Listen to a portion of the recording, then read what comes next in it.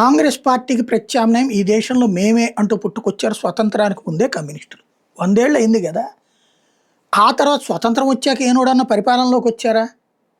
ఆ తర్వాత పరిపాలనలోకి వచ్చినటువంటి త్రిపుర, బెంగాలు, కేరళ లాంటి చోట్ల కూడా కన్‌ఫ్యూజనే కదా!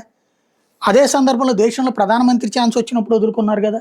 మరి ఇంకేం సాధిస్తారు? ఏం సాధిద్దాం? ప్రతిసారి ప్రత్యామ్నాయం వచ్చింది. కాంగ్రెస్‌కి ప్రత్యామ్నాయం తెలుగుదేశం వచ్చింది ప్రోత్సహిస్తున్నాం. కాంగ్రెస్ ప్రత్యామ్నాయం డీఎంకే వచ్చింది సమర్థిస్తాం. కాంగ్రెస్ ప్రత్యామ్నాయంగా ఏఐడీఎంకే వచ్చింది సమర్థిస్తాం. ఒక్క బీజేపీని మాత్రం వ్యతిరేకిస్తాం, హిందుత్వాన్ని మాత్రం వ్యతిరేకిస్తాం. ఇంకా మీరెప్పుడు ఎదుగుతారు? ఈ దేశంలో రేపు కాక్రోచ్ పార్టీ వచ్చింది ప్రత్యామ్నాయంగా, ప్రత్యామ్నాయ రాజకీయం స్వాగతిస్తాం. ఏముంది నువ్వే అటు వెళ్తావు. ఇప్పుడు దేశంలో మన తెలుగు రాష్ట్రాలను చూడండి, ఎనలిస్టులుగా పేర్కొనేటటువంటి టీవీ ఛానల్లో పాల్గొనే వాళ్ళందరూ కమ్యూనిస్ట్ పార్టీ నాయకులే. వాళ్ళందరూ ఇంతకుముందు కమ్యూనిస్ట్ పార్టీ సిపిఐయో సిపిఎంలో కార్యకర్తలు, వాళ్ళ పత్రికల్లో పనిచేసినటువంటి వాళ్ళు. వాళ్ళు ఇప్పుడు ఎనలిస్టుల పేరుతో వస్తుంటారు. అంటే డైరెక్ట్గా పార్టీ పేరుతో రావట్లేదు, పార్టీ పేరుతో మీడియా పిలవట్లేదు.